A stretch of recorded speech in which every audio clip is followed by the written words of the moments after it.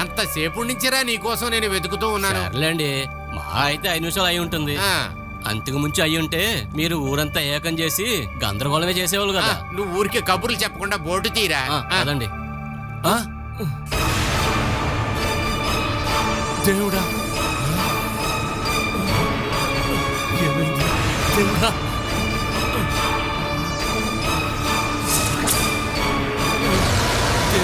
వేణు, వేణు, దేవుడా, ఏం జరిగింది? వేణు, ఏమైందిరా? వేణుని ఎవరు పొడిచేశారు?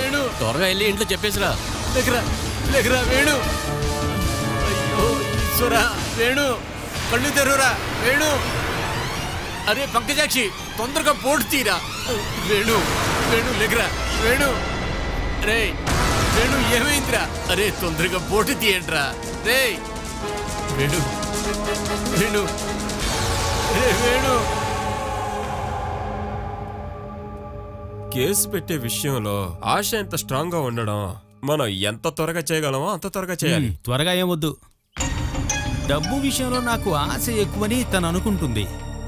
మెల్లగా తిన్నామంటే కొండలు కూడా తరిగిపోతాయి. నువ్వు చెప్పింది నిజమే, కానీ ఏదేమైనా నన్ను మాత్రం మర్చిపోకురా. నిన్ను మర్చిపోతానా? అన్నిటికీ నాకు తోడుగా ఉన్నవాడివి కదా. ఇదంతా మర్చిపోకుండా మంచిది.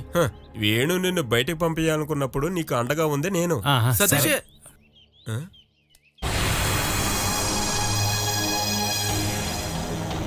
నువ్వెందుకురా ఎలా వస్తున్నావు? నీ తమ్ముడు చచ్చాడే అంటే? నా తమ్ముడు చావలేదు, నీ తమ్ముడినే పొడిచి పడేశారు అక్కడ. ఏంటి? బోట్లో పడున్నాడు, వదిలితే చచ్చిపోతాడు.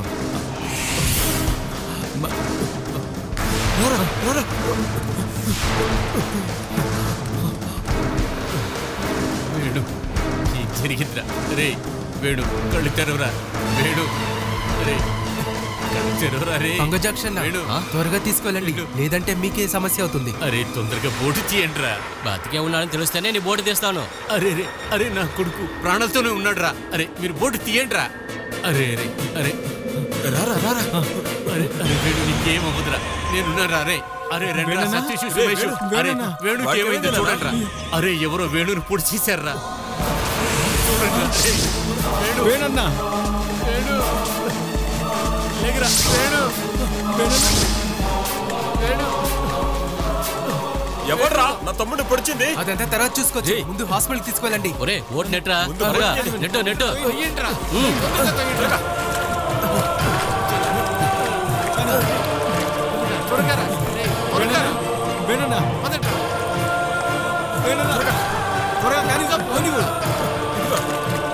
తీసుకోరా.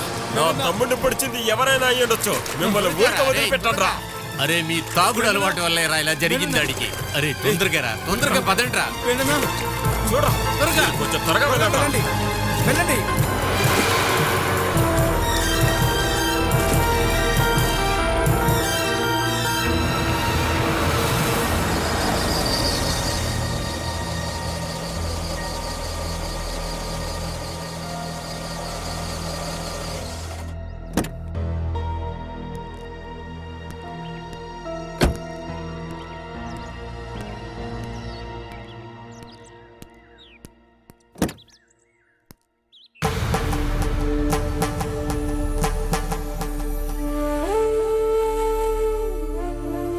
దిగిరా.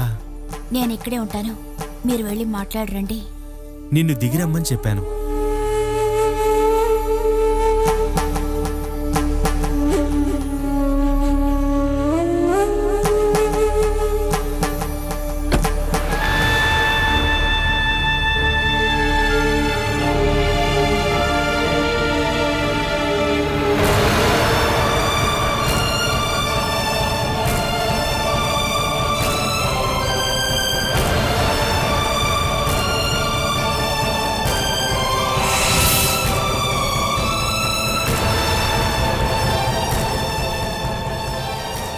నువ్వు ఈ ఇంటి కోడలివి, నా భార్యవి.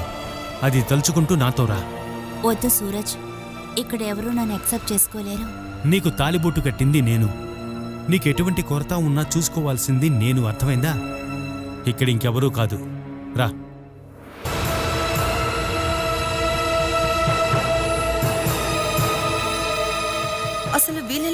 వచ్చారు? ఏం ప్రశ్నే అది? నేను పెళ్లి చేసుకునేటప్పుడు నువ్వు ఉన్నావుగా. పెళ్లి చేసుకున్నది అడగలేదన్నయ్య, ఇప్పుడు వీళ్ళెలా వచ్చారని అడుగుతున్నా. అదంతా టైం దొరికినప్పుడు చెప్తానులే. సూరజన్నయ్య, మీతో ఒక విషయం చెప్పాలి.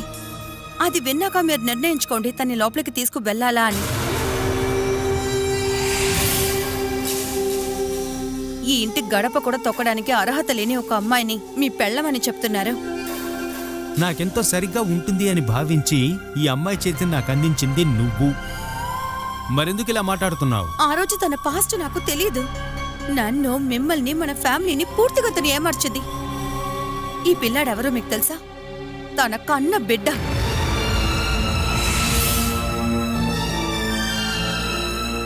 నేను చెప్పేది నిజం. పెళ్లికి ముందే తనకి పుట్టిన బిడ్డ వీడు. అందుకోసం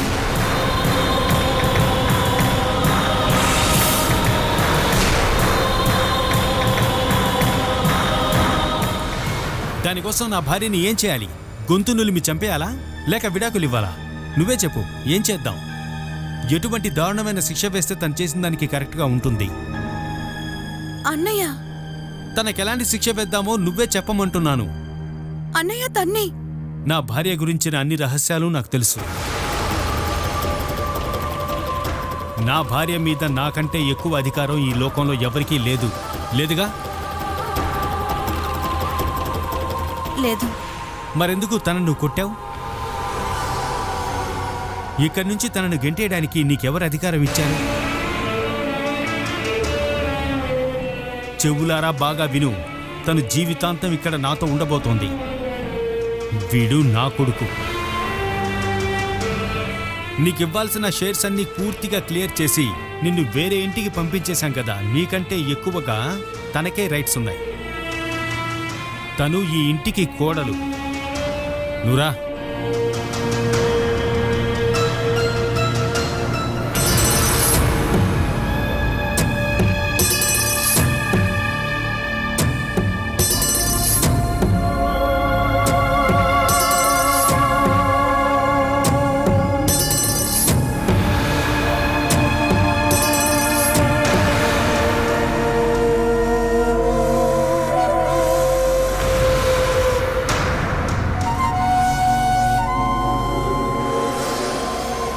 సూరజ్,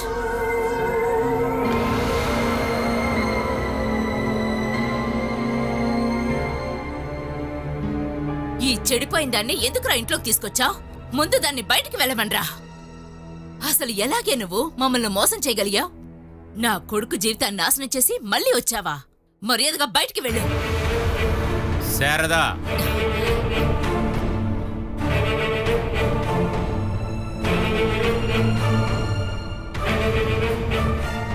ఏంటి ఏంటి ఇక్కడ సమస్య?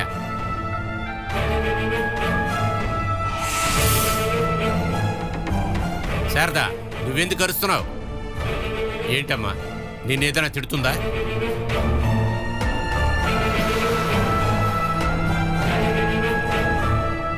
ఏంటి, ఎవరో ఏది చెప్పరా?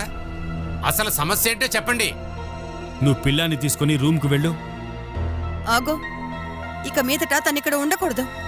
అది నువ్వే డిసైడ్ చేస్తావా? నువ్వు లోపలికి వెళ్ళమ్మా. అది సరే, ఎవరి కుర్రాడు?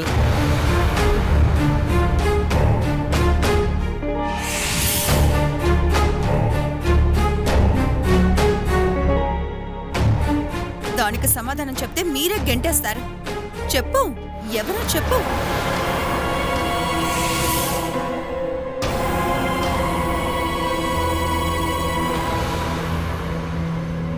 చెప్పరా, ఎవరా కుర్రాడు? నా కొడుకు.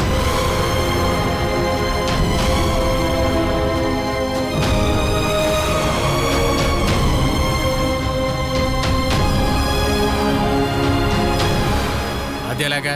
పెళ్లికి ముందే నీ కొడుకు పుట్టేశాడా ఏంట్రా? సూరజనే కాదు, పెళ్లికి ముందే తన కన్నా బిడ్డ వీడు.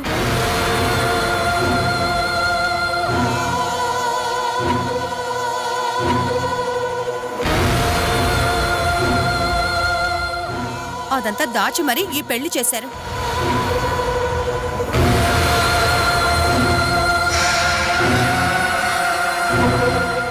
నిజమేనా చెప్పేది?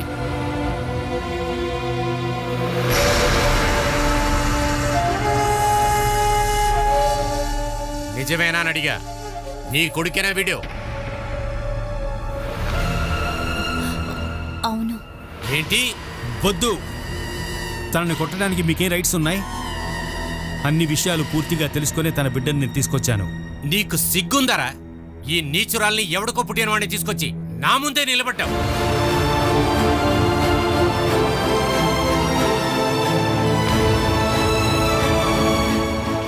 వెళ్ళవే బయటికి, ఇంట్లోంచి బయటికి పో. రా బాబు. చమేలి, మీ కుటుంబ గౌరవాన్ని ఈ నిచురాలన్నిటికీ పాడు చేద్దాం. నువ్వేంట్రా అలా చూస్తూ ఉన్నావు? వాళ్ళిద్దరిని ఇక్కడి నుంచి గేటుకి బయటికి తోసిరా.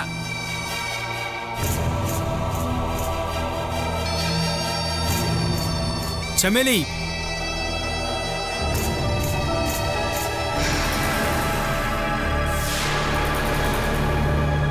నేనిక్కడ గెలవాలి. నువ్వు నాతో పాటే ఉండి తీరాలి. వద్దు. నచ్చిన వాళ్ళందరినీ ఎదిరించి మీతో పాటు ఉంటే జీవితంలో ఎన్నటికీ ప్రశాంతంగా ఉండలేము. ఇలా జరుగుతుందని పూర్తిగా తెలుసుకున్న తర్వాతే నిన్ను తీసుకొచ్చాను. ఇంత జరిగిన తర్వాత నువ్వు వెళ్ళిపోయావంటే అది నువ్వు నాకు చేసే పెద్ద ద్రోహం అవుతుంది. జీవితంలో ఒక్కసారైనా మా నాన్న ముందు తల ఎత్తుకొని తిరిగేలా నువ్వు నాకు తోడుగా ఉండాలి.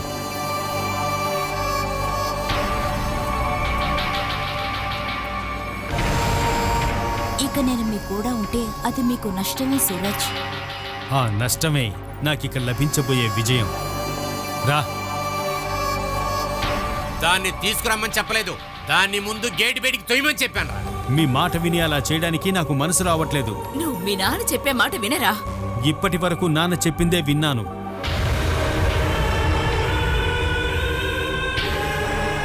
ఏళ్ల తరబడి గుండెల్లో నింపుకున్నటువంటి నా ప్రేమని మీరు చెప్పారని చంపేశాను.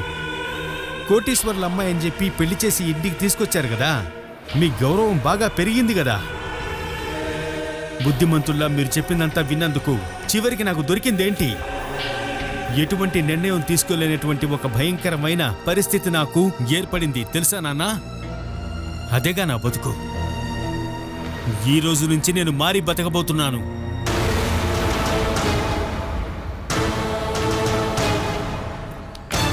నాన్న తాలిగట్టమని చెప్పిన అమ్మాయి ఇప్పుడు తను గర్భిణిగా ఉంది. తన కడుపులో ఉన్నది నా బిడ్డ. ఇప్పటి వరకు నేను ఒక మంచి భర్తగా, మంచి తండ్రిగా, మంచి కొడుకుగా ఉండలేకపోయాను. నాన్న బాధ్యతైనా సరే తీరుస్తాను.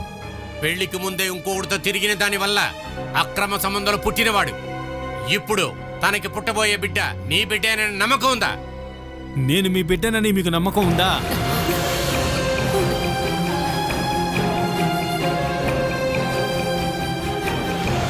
అనుమానం ఉంటే అమ్మని అడిగి చూడండి.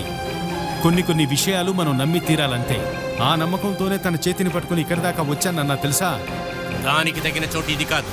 ఇది పరువుగల్ల వాళ్ళు ఉండే ఇల్లురా. నాన్నగారి గౌరవం కోసం ఈ చేతిని వదిలేస్తే చాలు, కానీ నేను ఆ పని చేయను. ఇక్కడ ప్రతి నిర్ణయం నాదేరా. దాన్ని పంపించిన తర్వాతే నువ్వు లోపలికి రావాలి. లేదంటే నాకు సిగ్గు లేదని చెప్పి దానితోనే వెళ్ళు.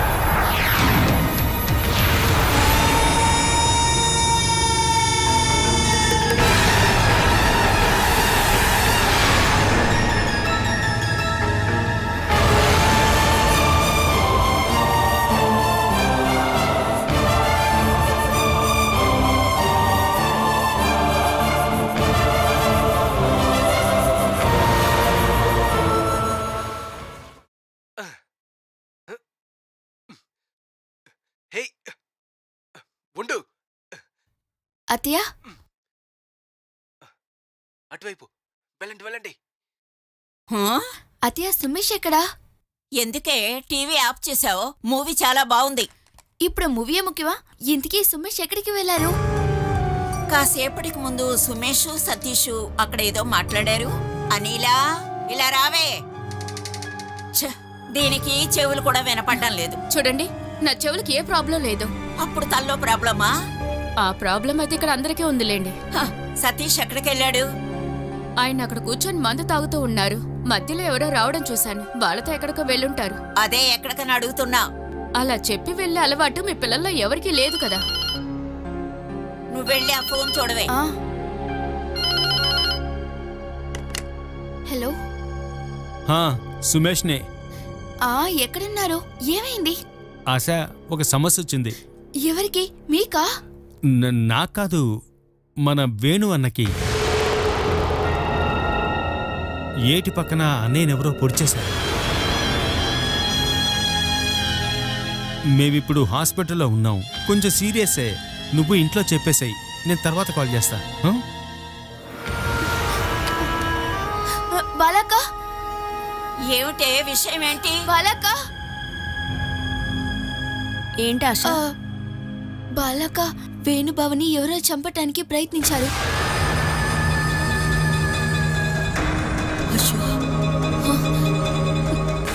సుమేషే కాల్ చేశారు. వేణుబావతో పాటు అందరూ హాస్పిటల్లో ఉన్నారు.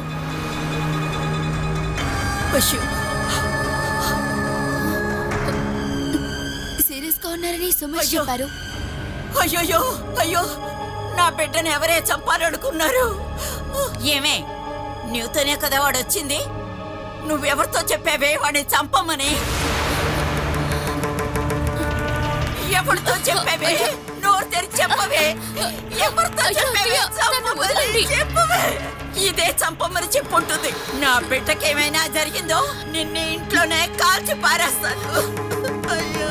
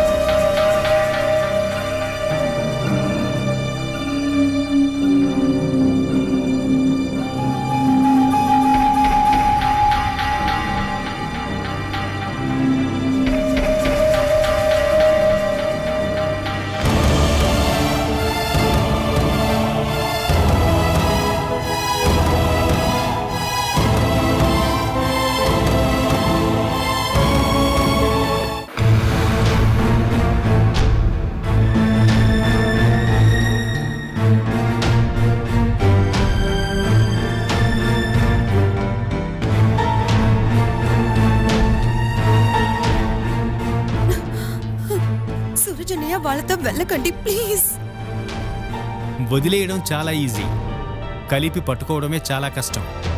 సూరజ్ అన్నయ్య తను సూరజ్ అన్నయ్యని అసలు ప్రేమించుకోలేరు. ఇంత పెద్ద ద్రోహాన్ని మన దగ్గర దాచిన చెమేలి మళ్ళీ ద్రోహం చేయదని ఏంటి గ్యారంటీ? తను చేసిన అన్ని ద్రోహాలకి రివెంజ్ తీసుకోవడానికే తనని తీసుకువెళ్తున్నాను. తనను మాత్రమే కాదు, తన కొడుకుని. డబ్బు మాత్రమే గౌరవం మర్యాద అని ఉన్నాడు కదా మన నాన్న. ఆయన ముఖం మీద నేను కొట్టబోయే దెబ్బది.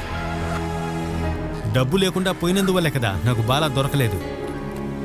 ఆ రోజు డబ్బు కంటే ఎక్కువ నా బాలా అని ఒక్క మాట చెప్పుంటే ఆ రోజే ఇంటి నుంచి బయటికి వెళ్ళేవాణ్ణి. ఆ భయాన్నే ఇప్పుడు వదిలేస్తున్నాను. జీవితంలో అంతా పోయిన తర్వాత ఏం భయం ఉంటుంది? చెమేలిని తన కొడుకుని ఇకపైన చూసుకునే బాధ్యత నాది. దానికి ఎవరు అడ్డుగా వచ్చినా సరే ఊరుకునేది లేదు.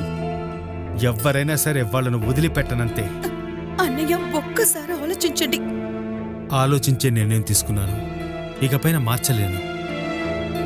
దానికంటే నాకు ఈజీ ఆత్మహత్య చేసుకోవడమే.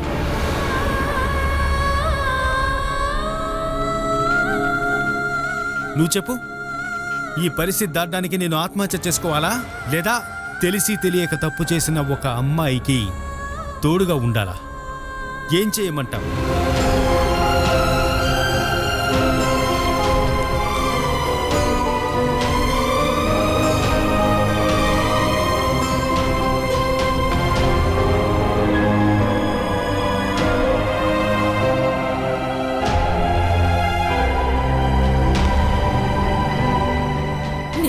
చేతులెత్తి దండం పెడతాను. వాడొచ్చే ముందే ఇక్కడి నుండి వెళ్ళిపో. నా కొడుకు జీవితాన్ని నాశనం చేయకు.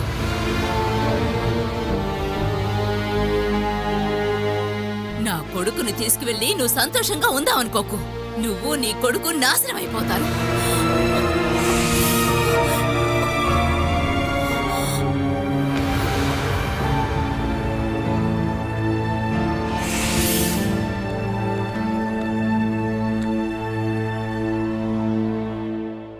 నా శాలరీలో కొనుక్కున్న కొన్ని డ్రెస్సులు మాత్రమే తీసుకున్నాను.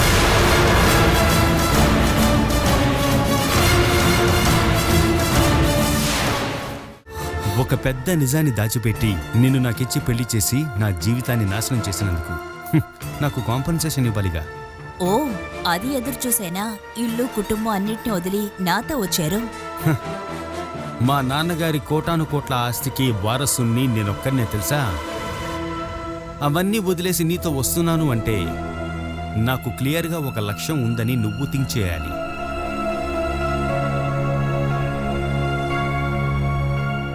నేను 100 కోట్లకి అధిపతిని అయితే నువ్వు 1000 కోట్లకి యజమానురాలు. అయితే మీ మనసులో ఇదే ఉందా? నన్ను నా కొడుకుని చూసుకుంటాను అని మీరు నిర్ణయం తీసుకోగానే ఆ నిర్ణయానికి నేను బానిసనే జీవితాంతం మీ కాళ్ళ కింద పడుందామనుకున్నాను. ఆ భగవంతుడి కంటే ఎక్కువగానే ఇంతసేపు మిమ్మల్ని అనుకున్నాను. అదంతా ఉంటే డబ్బు కోసమేని అనుకున్నప్పుడు చాలు, మనిద్దరి జీవితాన్ని ఇంతటితో చాలించుకుందాం. ఆగు.